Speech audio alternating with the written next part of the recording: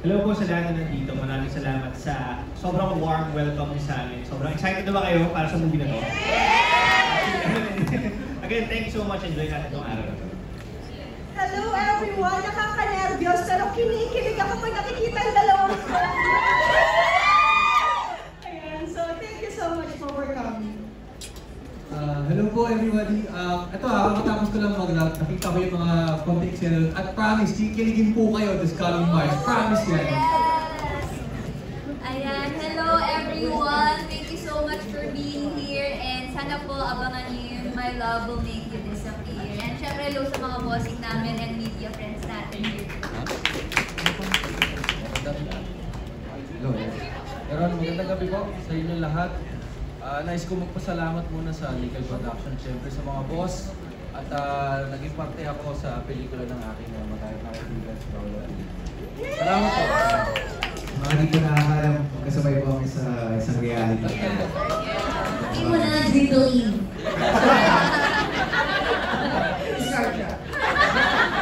Trivia.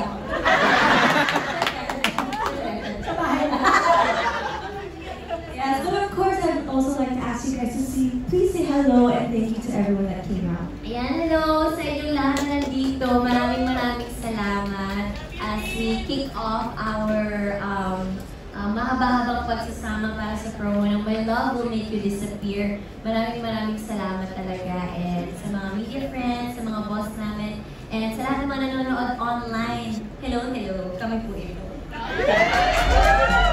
Ayan, hello sa inyo lahat. Narinig ko mga 20 plus fan groups dito. Napakarami at sana magkaisa tayo para support natin. Hello sa ating ladies and bosses and friends. And sa media people and of course mga production people na kasama namin nag-shoot ng pelikula na to.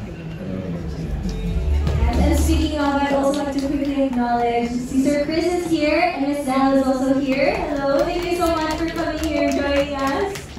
But now, of course, is the moment where we get to ask you guys questions, and I'm very curious. Kasi ito lang, this is the only little sneak peek we get of the film, diba, by asking questions. But of course, you guys are a real life couple. So I'm sure the killing levels are up there for sure. But what is it like? Is it your first time working together on a project? Yes, ito yung first time namin sa movie. Kaya sobrang nakaka-excite. Actually, meron kami mga guestings before, pero ito talaga yung parang nagtulungan kami to work on the roles na meron kami. And it was so refreshing kasi for how many years ngayon nakapagtrabaho together. So, sobrang thankful ko sa Star Cinema talaga for making this happen. Nakakatulong ba na yung part mo andun sa set din? Or nakaka-nervous ba? Actually, kasi si Bench po talaga is, alam niyo na po, siya po yung tinig ko pagdating po sa pag-ante. So, pagka okay ba yung okay ba yung acting ko? So, malaking tulong kasi sinasabi niya sa akin ano yung mga dapat kong i-improve, ganun sa kanya. Same or no? Ako na-enjoy ko kasi yung comfort na, kasi may may separation ako with my wife. So every time na wala siya, parang pero since I'm working with her, parang sobrang comfortable yung feeling na ko lang sa katabi. Pagod sa taping, andyan lang si Mrs. Yes. Kapag anytime, pwede kami maglandian. And most especially kapag kinikilig kami dyan sa dalawa, Kapag kinikilig kami, dahil hindi matuloy yung kiss nila, kami na lang.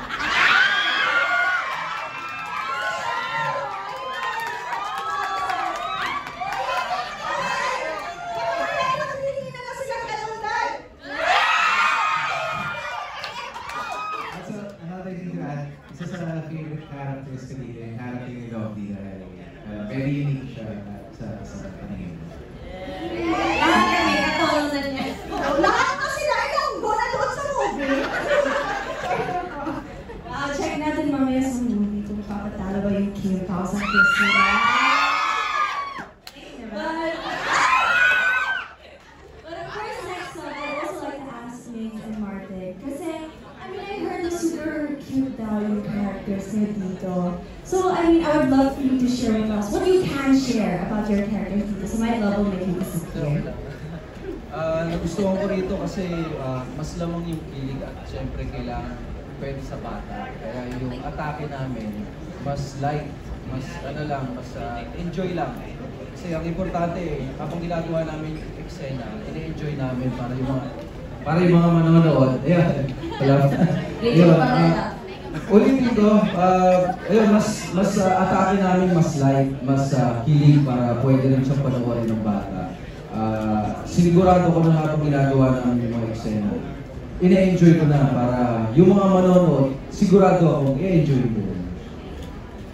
Dito kasi sa pelikula to, may kita niyo iba't ibang klase ng pag-ibig at pagmamahalan ng mga, syempre hindi ko spoil, pero ang dami-dami mga iba't ibang klase na yan. At I'm sure lahat ng mga taong manonood dito makaka-relate in some way, in one form or another, dun sa mga pagmamahalan makikita nila. Bukod doon, syempre, sobrang saya ng cast na to, makikita niyo talaga yung kwela namin on screen.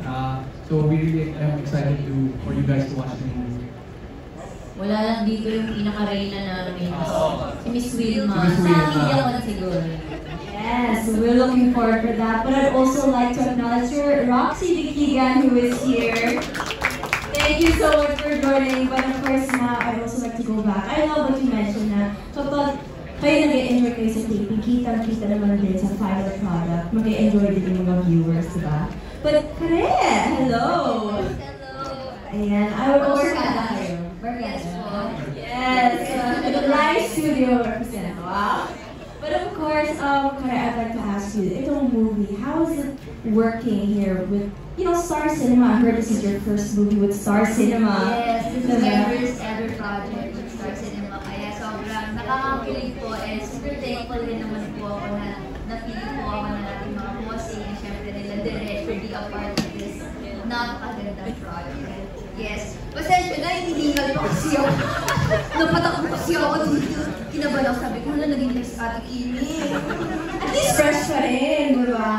No, I just super love this cast kasi parang they really made me feel welcome and it's very warm na. So even on set, I was super comfortable to act, to do some banters and even impromptu acting. Kaya talaga, feeling ko, sobrang ganda ng kalalabasan nito. Promise. Wow, I'm very, very excited. And for some reason, I cannot believe the first project mo daw Star Cinema, diba?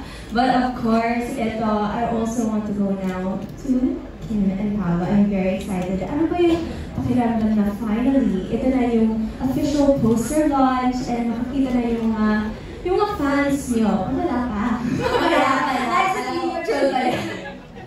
But kumusta na yung feeling na mag-a-appear na ang official poster? Excited, well, yun naman parang after shooting the movie, parang yung naabangan ng mga tao lagi is, or pati kami yung poster, yung trailer, and para makita namin yung outcome ng pinagtrabahuan namin lahat. So I'm very excited yung sabay-sabay tayo sa masurpresa dito sa ating poster. At sana magustuhan ninyo kindly share on our social media pages. Ako naman, very excited dahil unti-unti na nag-a-appear. Hindi na kami nag-disappear for a while na po.